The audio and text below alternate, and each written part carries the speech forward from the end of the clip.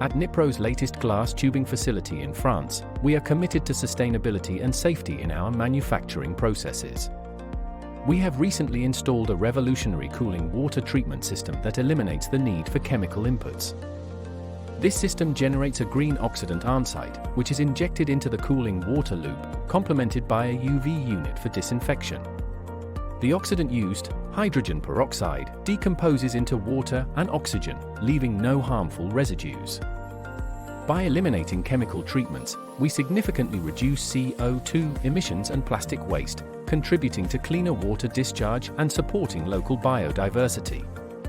This transition also enhances workplace safety by reducing the risk of chemical spills and exposure,